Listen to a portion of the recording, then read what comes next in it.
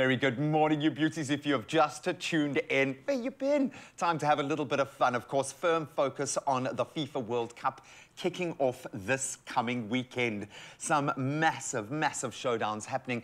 And of course, we are here for it. But before all of the action happens on the field, we're going to be focusing on some of the nonsense, the craziness, and of course, the money being thrown around off the field at the moment. And of course, we get to connect with our broader SABC Sports family. So every morning throughout the entire World Cup, we are going to be connecting with SABC 1, 2, and 3. And we are going to be joining the Good Morning Qatar team. We're going to be covering throughout the entire tournament, bringing us up to speed with what's happening, of course, during the matches and all the craziness that's going to be happening in some of the, I think, most memorable footballing moments that we are likely to see when we look at the generation that's going to be playing now. So before we connect with our Good Morning Qatar team, it's just a few days away, my brother. Yeah. How excited are you now? Very it kind of feels so. like this has snuck up on us, and now it's here. Right, it actually does feel like that, because over the past couple of years, we've been getting glimpses of the build-up towards Qatar 2022. And now, this weekend, it's actually happening, finally, as we welcome the world, or Qatar welcomes the world. And we welcome Good Morning Qatar right absolutely. now. We are now live on SABC 1, 2, and 3. So good morning to the rest of the nation.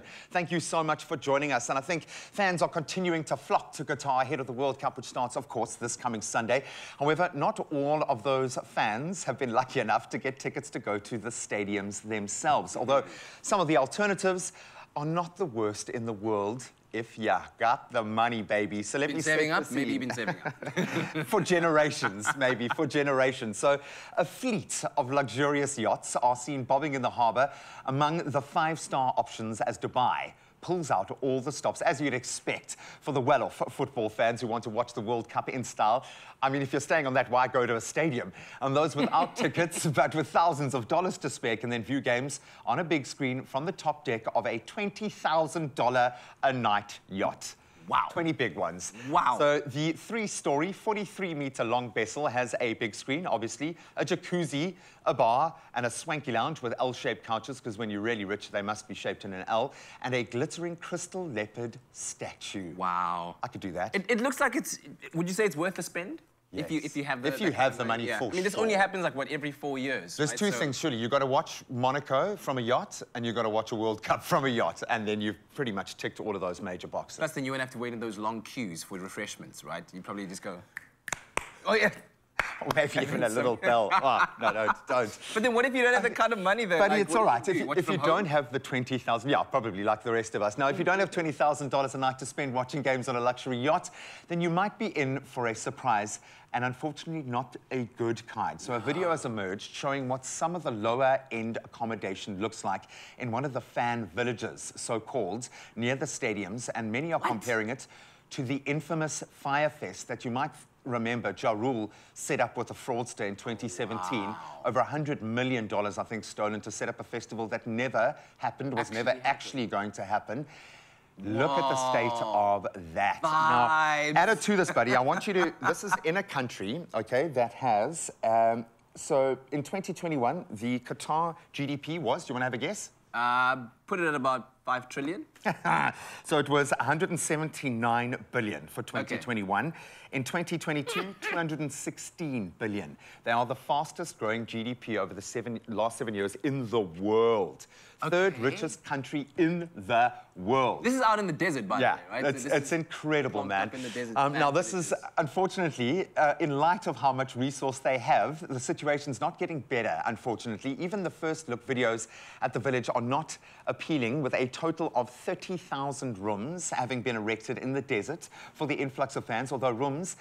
It looks like a generous term, given that these are shipping containers that have been basically retrofitted for people to sleep in, converted into accommodation. They've been painted? Yeah, they have been painted, and they've got numbers, so you'll know where you're going. They look like porta potty toilets. Okay, that looks all right. Guy, no. Was that porta potty style? No, that looked half-ish. It depends on how much you're spending. How much are you paying to live in these? 3,500 rand a night. Porta potty. Porta potties. No way. I'm thinking, okay, 3,500 rand a night Is it worth it? Plus, it's like, that's outside, right? The sun is blazing down. Maybe there's going to be like an experiential element added to it, fire breathers, I don't know.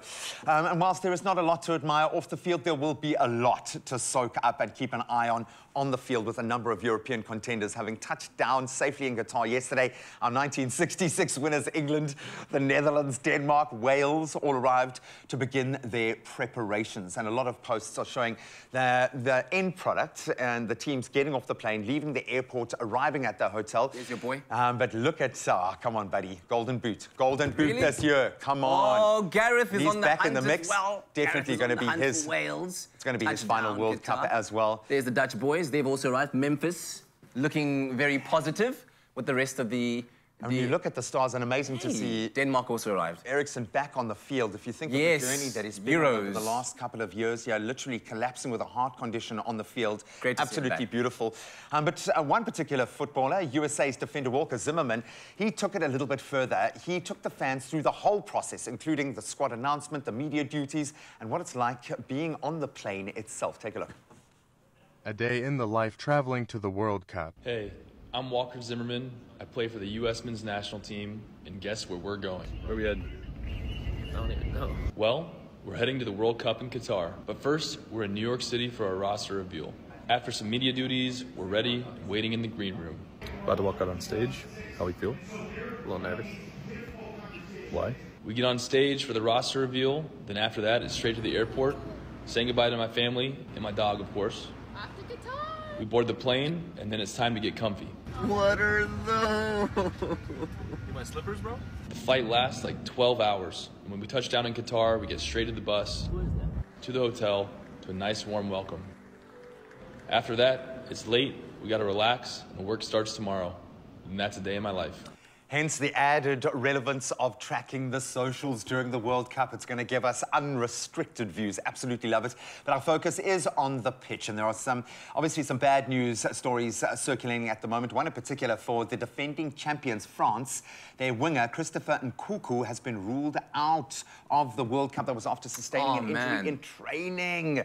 Absolutely heartbroken for the young man. Plies his trade at RB Leipzig, where he is an absolute superstar, so fast, so devastating, a massive killer finisher. Great composure under pressure. One-on-ones can finish those. So I think for the fans at large, it's going to be, or it is, a massive disappointment not to have him on the pitch for Le Bleu. Yeah, but Le Bleu are still looking very strong, and they've got an able replacement coming in from Eintracht Frankfurt. Randall Kolo-Muani, or Muyani rather, has been called up as his replacement. Let's hear from Nkunku himself.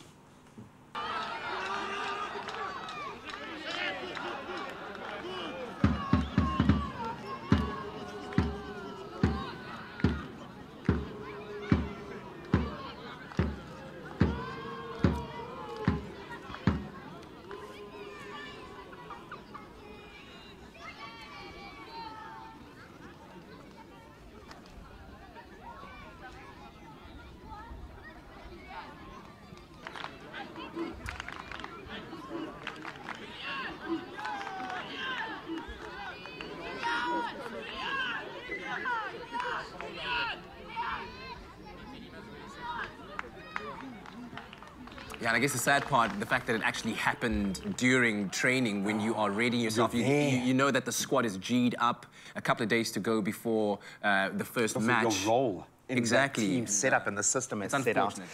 Good news for South Korea, though. Son Heung-min is going to be making it across there as well. And they're going to kick off against Uruguay next Thursday, so they're going to need him, man. He scored 3 World Cup goals at important times for his team. New look Son Heung-min there. Hey, I love it. Look at that little face mask. Maybe to prevent some... He's back, baby. Fractures in at Sunny7, go and follow him. Go and follow all your stars, because this is an opportunity to see them doing what they do best and get behind the scenes. As we said, unrestricted views of FIFA World Cup. It kicks off this weekend, baby. Sunday, our first game.